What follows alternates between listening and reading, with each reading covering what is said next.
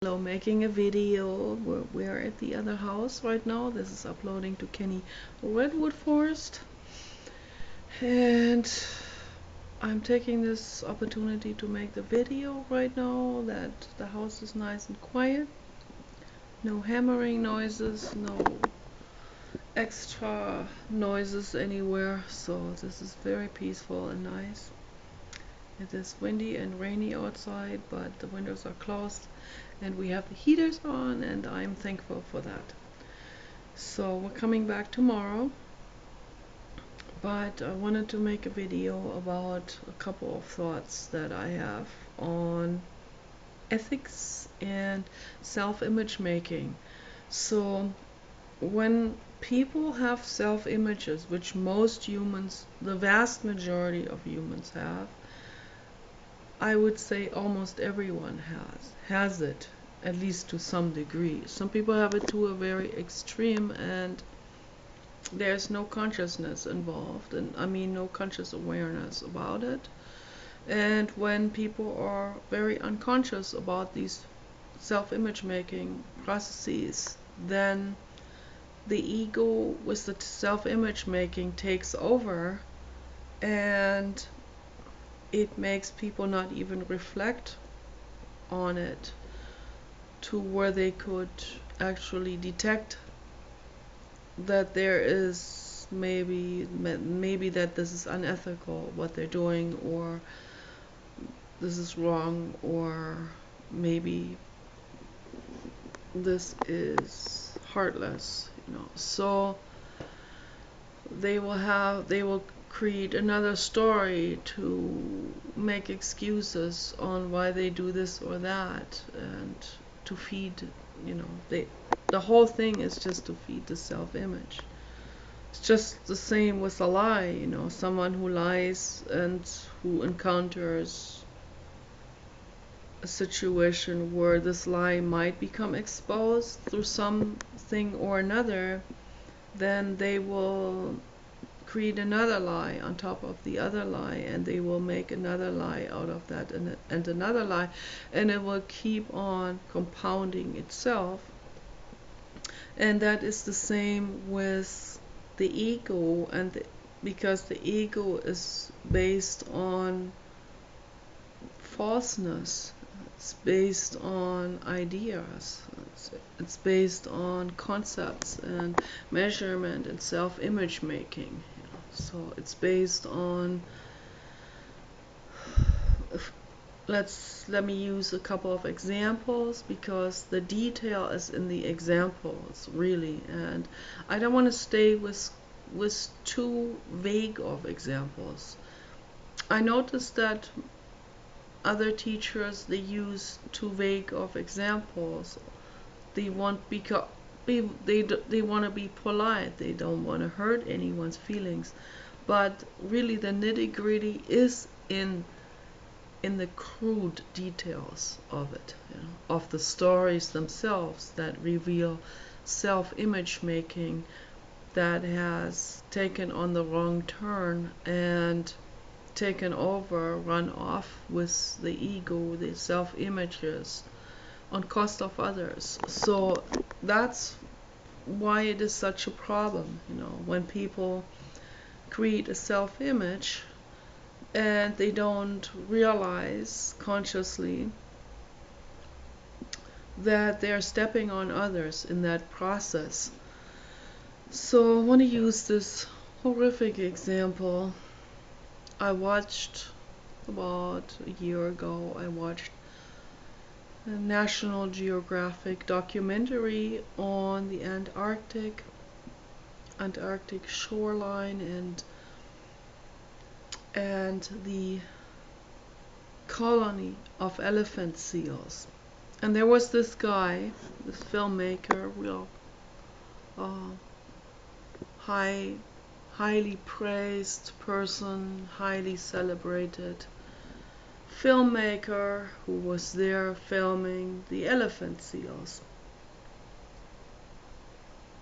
And it's a horrible, horrible thing. I not only cried my eyes out, but it stuck with me for the rest of my life, you bet. And I have to expose these things because it is exactly in these crude details that we can see exactly what Jiddu Krishnamurti is talking about when he talks about self-image making, taking on a life on its own, stepping on others.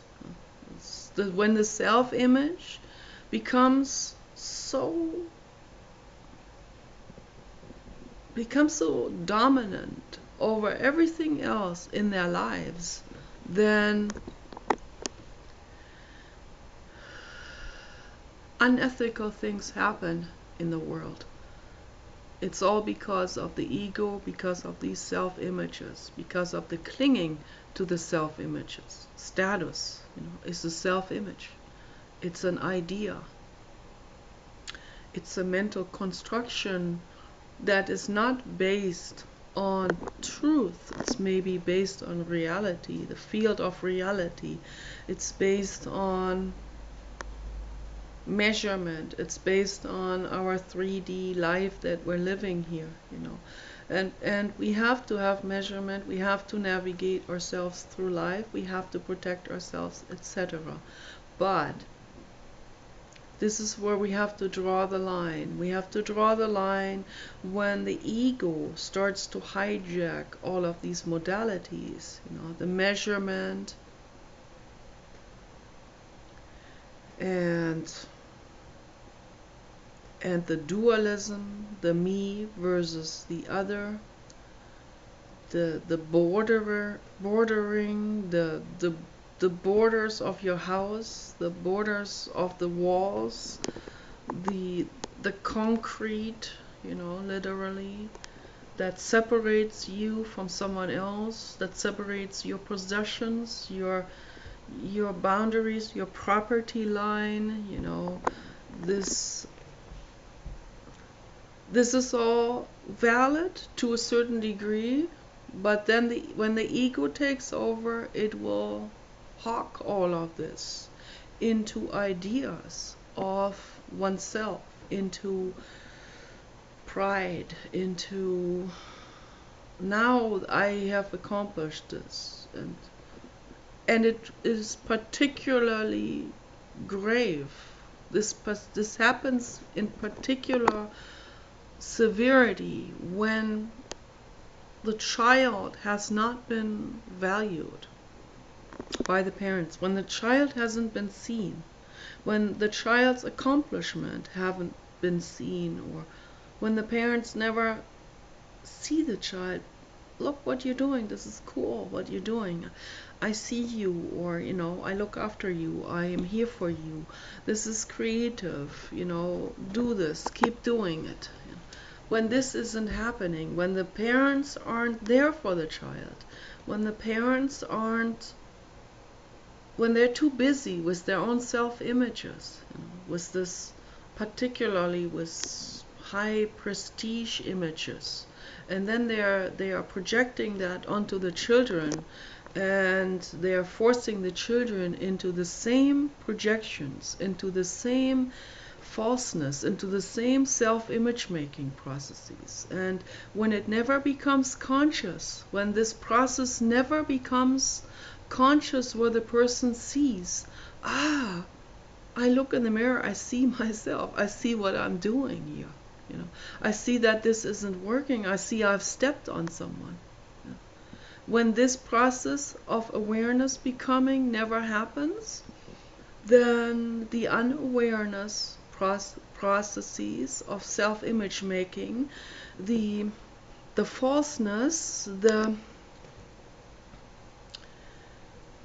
false basis that they're standing on, all of this takes on a life on its own. It shoots off in the wrong direction. It becomes more and more unaware. Then society, because of their self-images, will praise the wrong things. They will praise the people with the high status. They will praise this vanity. They will praise this immaculateness. They will even praise people when they are calloused, when they are callous business people, when they are callous journalists. No? Albert Einstein said something very important to us. He said, if you are happening to witness a crime, if you come across a crime, you see a crime, whether you're a journalist or not, you can be anyone. You could be a house cleaner, you could be a nanny, you could be a massage therapist, it doesn't matter, or a journalist, or a psychiatrist.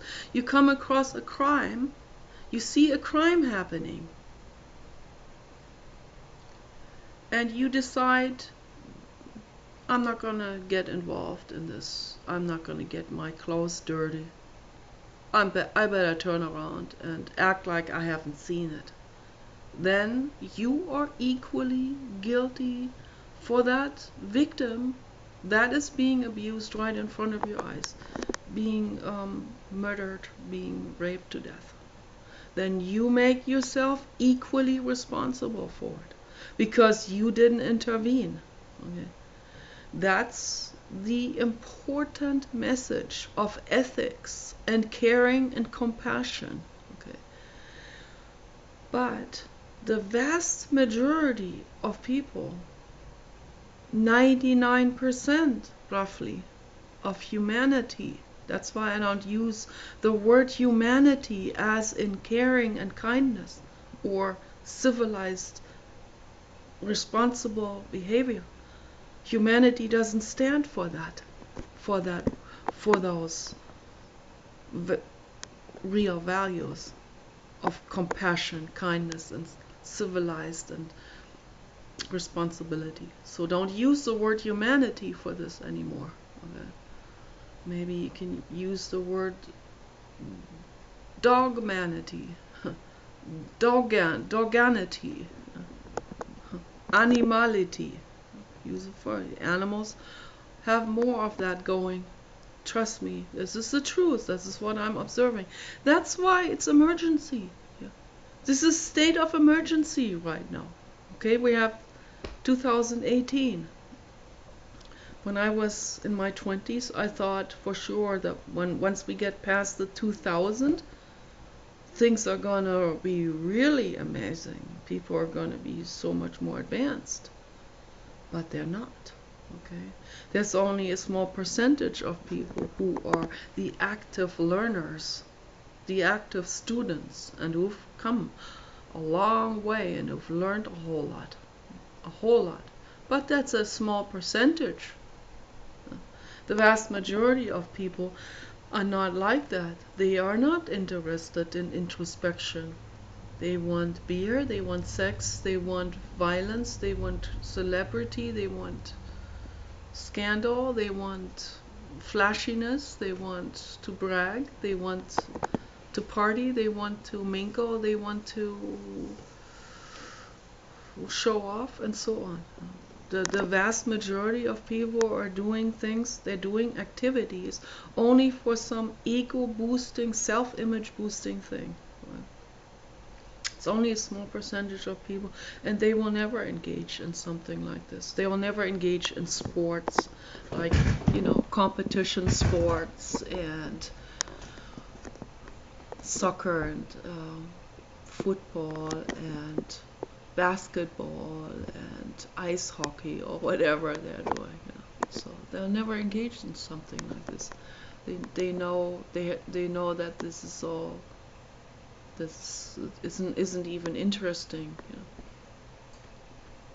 It has never interested me, never. My entire life, I've never understood it. It is foreign, strange to me. It's not understandable for me. It never has been. But I have never understood the actions of the people around me, most of them. So then when I came to the United States, I really didn't understand them. I was in shock. I was shocked about the self-image making, the ego, the religiousness, and all of this, and the sports craze, and all of this. I was absolutely, I was 26. I was shocked. I, I talked about this before. Someone opened the van door. I just right before I got there was my bicycle. I couldn't stop my bicycle as fast as that guy opened that van door. He wasn't looking at all. It was just opening the van door on the side of the road. And I flew into the van door. I flew over the van door. My bicycle underneath the van door. And my bicycle sort of flipped over. I flipped over my bicycle. I ended on top of the bicycle.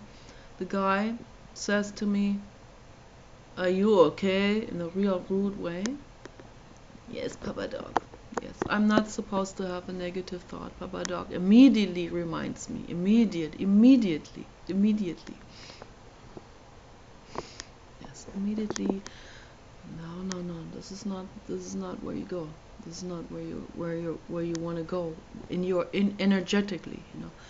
You don't want to go into the accusational state. It happens very fast with me. Very quickly, I go into the state of accusation. But I'm tuned in enough to feel dogs. I'm tuned in enough to feel other beings' energy. And dogs are very in tune, very, very psychic teachers. They are, and for people that are not tuned in, they probably won't notice it. But I felt it with Kenny. I feel it with him. I also felt a lot with the other dogs. That was before I had become more advanced in this way. So I used to be very unattuned. So unattuned myself. Not too much, but still not as much as I am now. So I'm constantly tuning in more and more as time goes by, as I'm learning. And that's a wonderful thing. That's a wonderful process.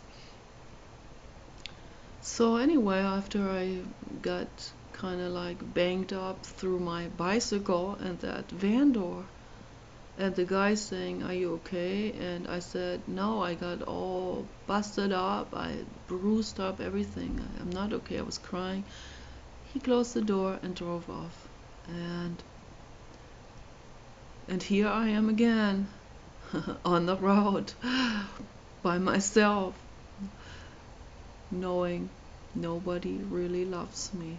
I take my busted up bicycle to the sidewalk, crying, all bruised up, and lady comes across, an old lady like 70 or 75 with a big hairdo, some kind of she looked really artificial. And with a real judgmental look, she asked me, "What's the matter?" And I told her what happened, and then she said, with a real hostile look on her face and the forefinger like this, "You need to repent to Jesus." And it was just such a shock. It's like being in some kind of outer limits or twilight zone, like, what kind of world is this that I have come here?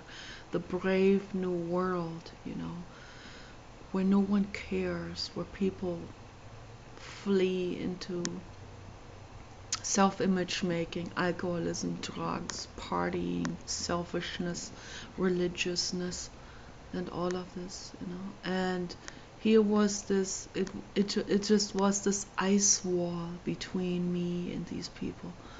And I just ignored the lady, and I saw that I wasn't gonna get anywhere with that woman. So I just kept walking, bruised up, walking my bicycle, back home, kind of dragging, crying. The emotional hurt was much worse than the couple of bruises that I suffered from this. My bicycle was actually okay. It was a pretty sturdy bicycle, but still, the psychological thing, So that's why I make these videos. I want to get this across to the public. If we want to heal, we have to look at the problems. We not be in denial about it, and not pick up more self-image making that says, yeah, but my country is good, or yeah, but your country is bad too, yeah, but da da da da da da da. Now that's all self-image making. Yes, all countries got some shit cooking. Yes, yes, there have been dictators in all countries, and they have made mistakes, and yes, and some of them are crazy, and yes, some of them are psychotic, and so on. Yeah, so let's not make the mistake of taking offense to, oh, this happened in my country, now my ego is bruised. No, don't identify with yourself with your country or the folks in your country. Don't do this. You are you. If you are better, then you're better. If you're like them, then yeah, then look at the problem and say, hey, this is not okay. I want to introspect. I don't want to be doing this. I want to become aware about these mechanisms. I don't want to keep this neurotic mechanism indefinitely going. It ends with me. I'm gonna put an end to this. I'm gonna introspect. So that's what these videos are for people to introspect and not run off with the ego and the self-image making again, or taking offense, or needing to retaliate now against me, and throwing an insult because I bruised their egos. That's what you wanna dissolve. You wanna dissolve that ego and self-image making. That's what these videos are really for. How can we heal if we don't help each other, if we don't look after each other, if we don't say something to one another? If I have a friend who doesn't wash himself or herself, for example, I have to say, hey, look what you're doing. I'll talk to them between four eyes. I'm not going to humiliate that person in front of others. I'm going to say, here, come to me. Come, let's talk about this. What's going on? You're not washing yourself. For example, I had a friend from El Salvador.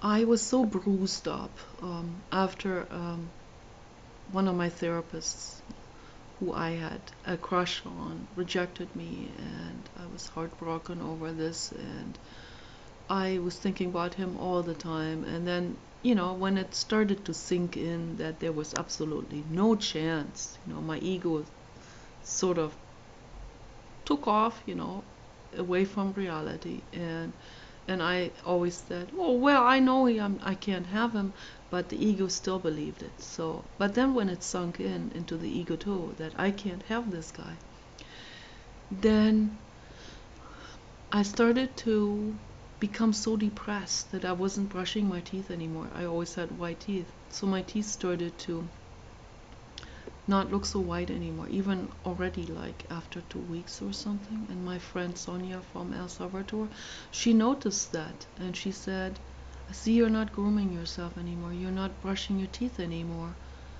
I was just barely managing to take a shower and put on clean clothes, and we would go places, and I would just walk and drag myself everywhere, and I wasn't even brushing my teeth anymore. I was just like, whatever, I'm gonna die, I'm gonna commit suicide anymore, why should I brush my teeth? This kind of stuff, it's very dangerous, very, very, very, very dangerous. And she was looking after me because she cared about me, a wonderful angel soul. And she said, Nicola, I see you're not brushing your teeth. Your teeth used to be very white, so now they're starting to look a bit yellow. What are you doing? You can't be letting yourself go. And the way she said it to me, it wasn't a struggle. It wasn't some kind of, oh, I am berating you, or I am patronizing you. No, it was meant in a very, very caring and very concerned way, like a bear mother would look after her child. And I felt this. I felt that energy from her. my ego was hurt over that, but I felt the energy from her. I knew she wanted to help. If I would, if I let my ego take over and my ego says, oh, who is she to tell me this, you know? Or I would retaliate and say, your teeth are yellow too, which well, isn't true. Her teeth were immaculately white. She was really taking good care of her body and her hygiene and her health and everything. And so, you know, if my ego took over, I would just leave her, just walk away. You know, like, who is she? Or I'm not going to be around someone like this, or who tells me what to do, or whatever. No, I could feel her concern. I could feel her caring, and I took that very seriously, what she said. And I thought about it, and I knew absolutely that she was right. You know, I knew I was letting myself go. I was becoming suicidal. I was becoming depressed because I can't have that guy. What a bullshit that is.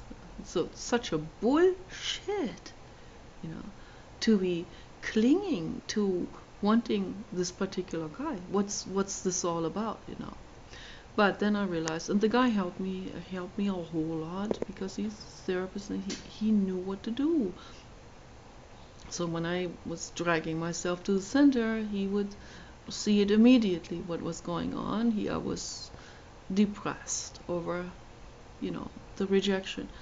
And he would say, Nicola, you know what to say, you know what to do, you know how to get into this. I was so lucky to have these therapists. And he said, this is what you have to say. Jaunty, please, dot, dot, dot. And then I would fill in the sentence, please love me. And then I would say it over and over again, and the tears come. And not with hope, not with some dope, no. The tears come in the actuality of the situation. This is what it is. I'm never gonna have this man.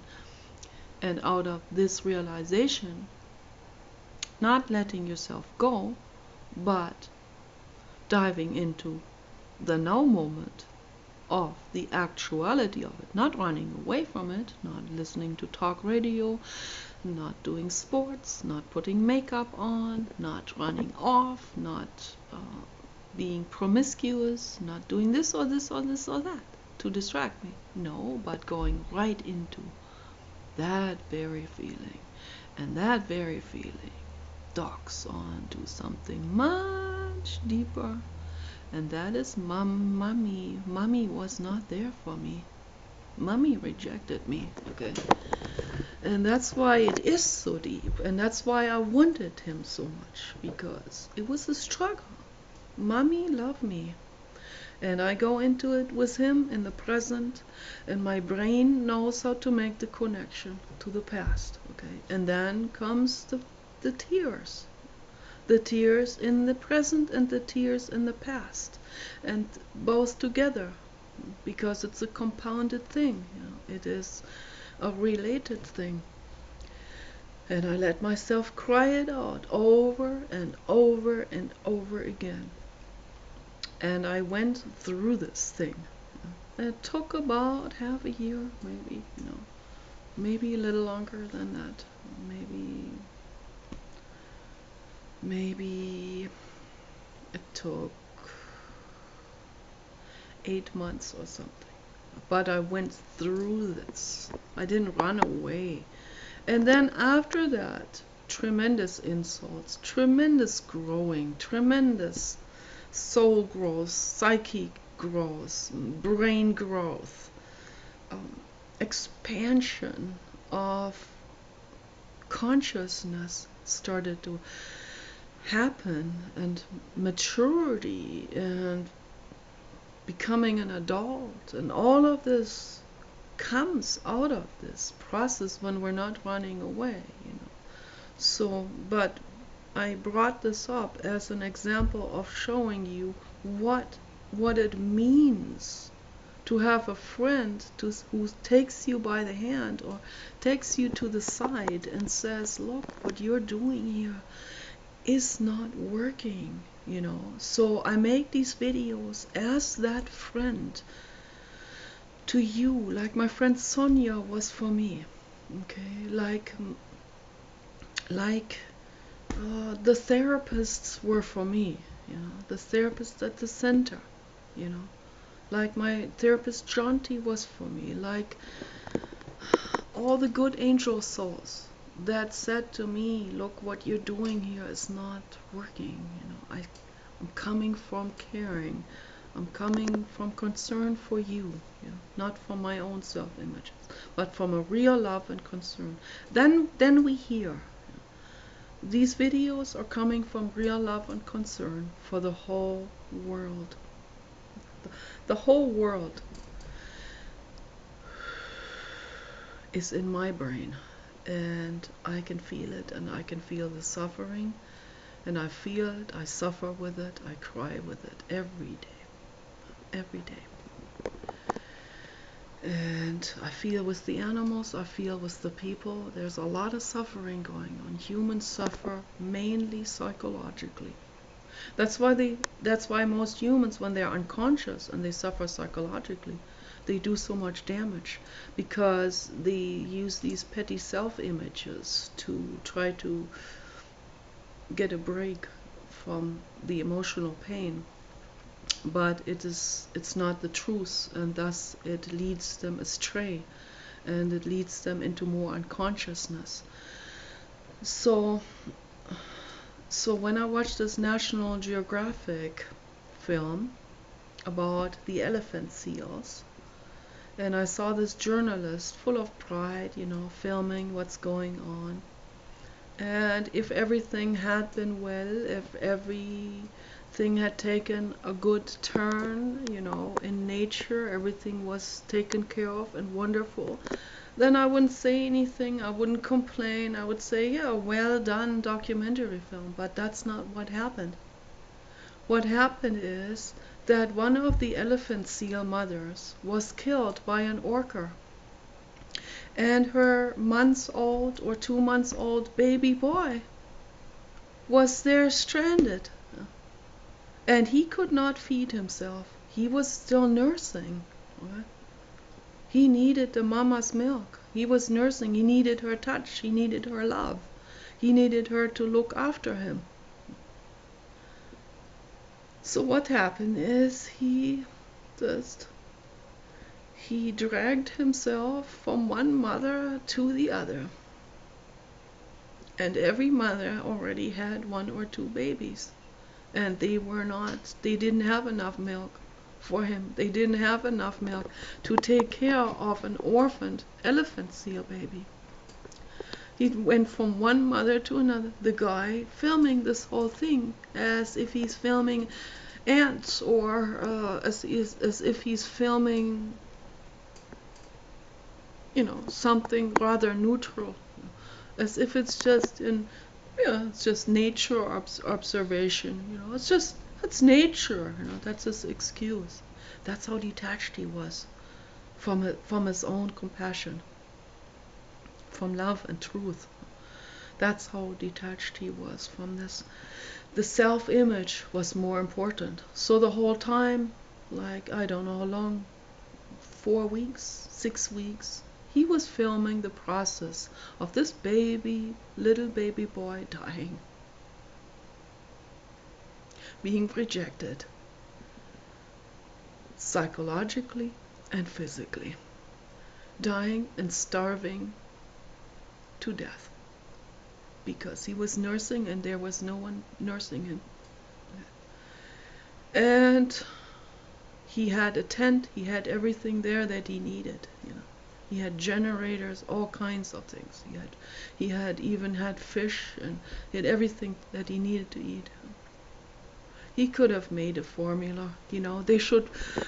He could have figured something out. He had a radio to talk to. He had a mobile phone. He had they have these. They even back then they had mobile phones that would reach, you know, the next station where where the food supply was that would come with helicopters. He could have he could have called them. He said, "Oh my goodness, an elephant baby is orphaned. The mother was killed. I need a formula." They would have been able to they would have been able to figure out elephant baby formula would have been needed a real thick, heavy milk, okay, real heavy material, heavy in fat and heavy in amino acids. They could have made this. They could have brought it over. He could have taken the baby into his tent and nursed him. He could have done it. I would have done it, of course. I would have done anything. I would have given my body, I would have given my life to rescue this baby. I feel that baby is more important than I am. Much more important. Infinitely more important. I feel strong love, I feel strong mother instinct. You want to give that. That guy didn't listen to his maternal or paternal or parental instinct. He had cut that off, that paternal instinct. It's a horror, okay? And that's why I make these videos, because I want to bring this across to the public, the details of what happens when someone has self-images like, I am this great journalist and I'm filming this and I'm not interrupting the nature process, in quotation marks. Nature can be very cruel. If you see a crime happening and you walk away, you make yourself equally responsible. Remember what Albert Einstein said. This applies to all living beings. Okay, we're all equally valid, valuable. We all equally much have the right to live. We all equally much live for our own purposes, our own rights, our own needs. Okay, this elephant seal is equally precious, and I will say more precious than people. Much more precious. They don't destroy the planet. They don't hurt anyone. They live very peacefully out there in the Antarctic. Okay. They want to live, and they deserve to live. They don't deserve to be rejected. They don't deserve to gruesomely die. No one does. Nobody, no living being does. So I personally put the animals before myself. I find animals more important than my own body. I would give my body, I would do anything I can to help this baby.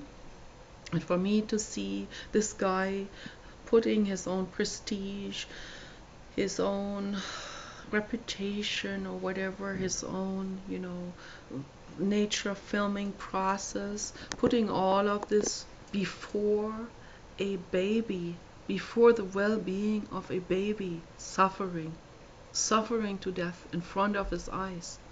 That to me is a stark example of what I'm talking about when I talk about self-image making.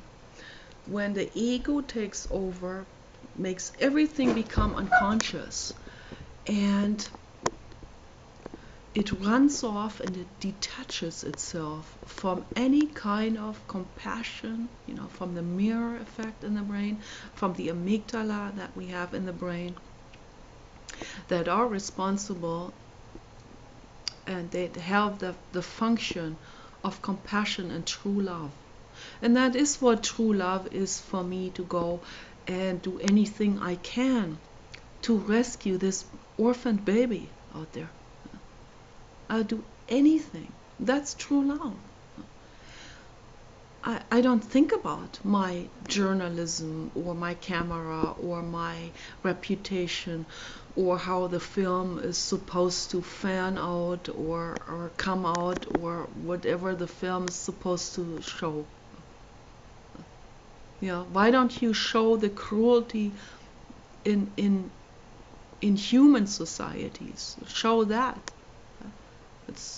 People need to see how cruel human societies are. That needs to sink in. That needs to sink in that there's a problem here. Not the elephant seal colony.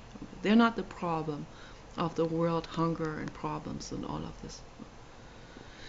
The elephant seal mother is kind of cruel, of them to reject the baby, but they had a limited amount of milk that they were producing. They needed that for their own children.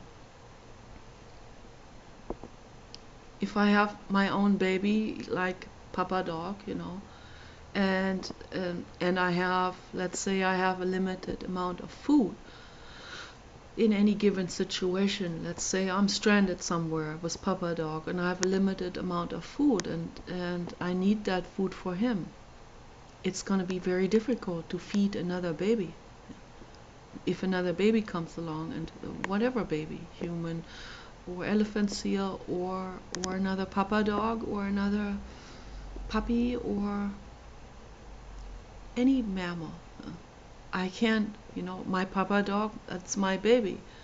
That's my priority. Of course they have to make priorities with their own children.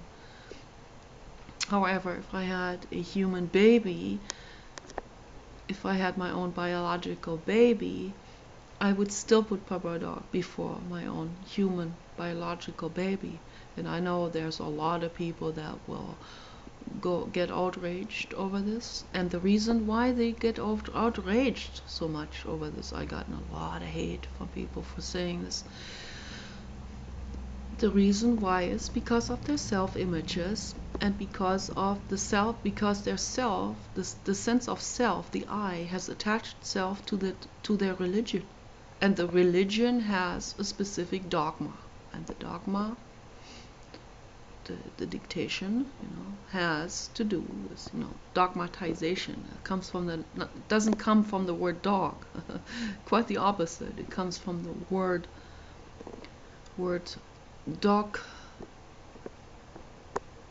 dogmara, I think, from Latin, or dogmara, something like this.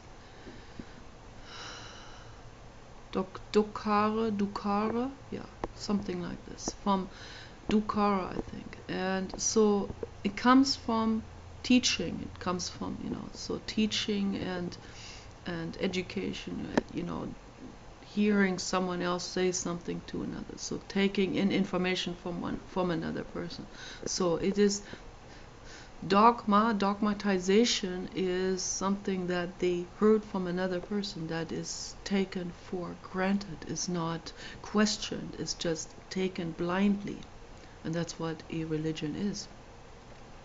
And so they have identified themselves with this religion, as people identify themselves with all kinds of things. Religion is big with identification. That's why it's so dangerous. And then they go berserk when they hear someone who has a true mother instinct, a true mother instinct that is free from self, that is free from my genes and all of this. Me, myself, my ego, my body, my DNA, so it's free from this. My dog is also a distant cousin, of course, but obviously my dog is more remote, DNA wise, and here I love him more than my biological child, and that is true love. That's what I'm trying to convey to the public. That's what true love is. True love is if love goes beyond the family tree.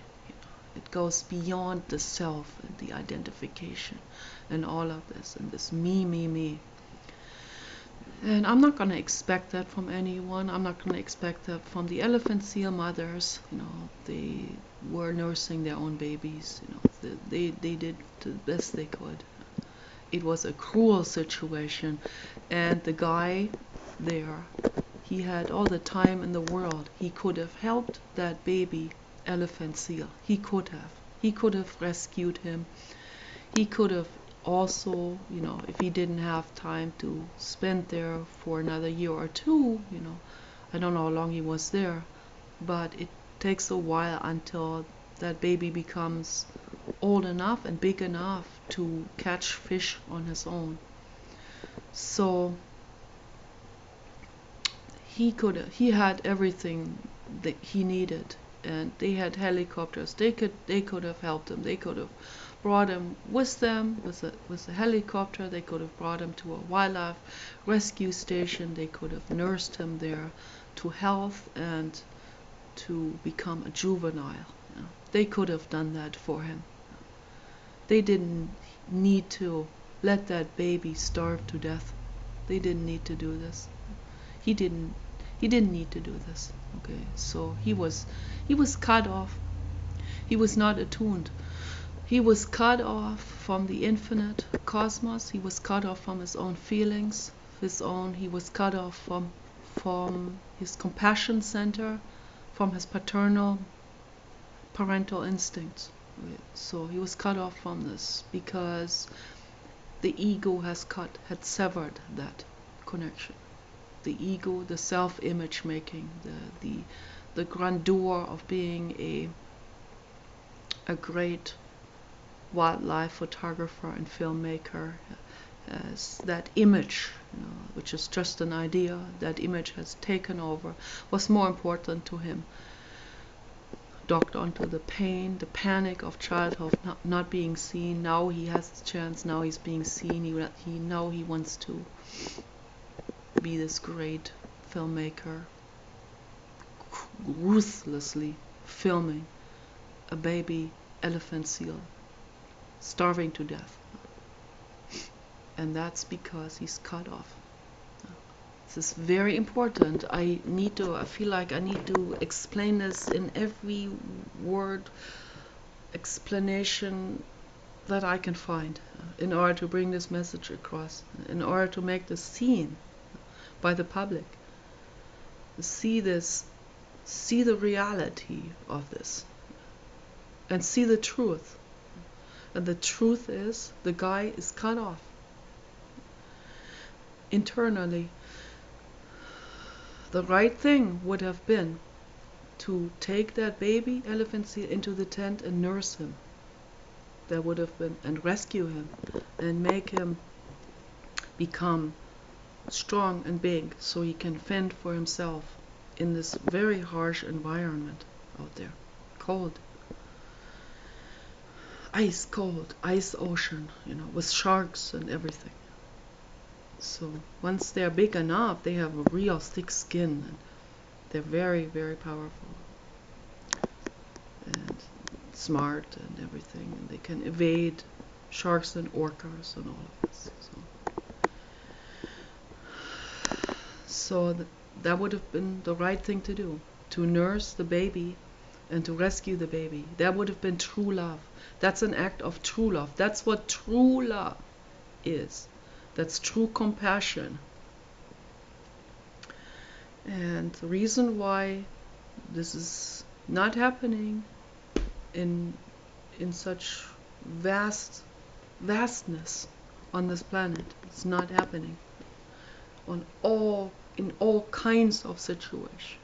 The farm animals not having enough space to even turn around themselves, getting infections, being miserable in miserable conditions, miserably.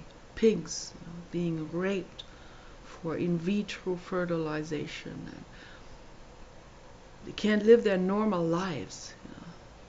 They suffer. It's a horrible agony that's going on. Animals being abused also by cruel people in factory farms, when they're rounding up wild horses, when they're poaching in Africa, and on the whole planet. This is happening, this cruelty is happening, the harshness is happening, conducted by humans who are cut off on the inside to their compassion center. They don't feel it anymore. They don't feel it. They don't see it. They don't see the other. They don't see the needs of the other. They see only their own need, their own immediate greed, their own immediate, what they get out of it, the prestige, the greed, the money, whatever they can scrape out of it for themselves. They don't see the other living being. And out of this, so much suffering is happening in the whole world. Okay, so I wanted to highlight this. I think this is important that people start thinking about this. Very important, and really see it for what it is. Acknowledge it, see it, introspect, see your own problems, your own faults, and go into a meditation, go into a vipassana, into compassion meditation, and become aware and become loving. Okay, you guys take care. Bye bye.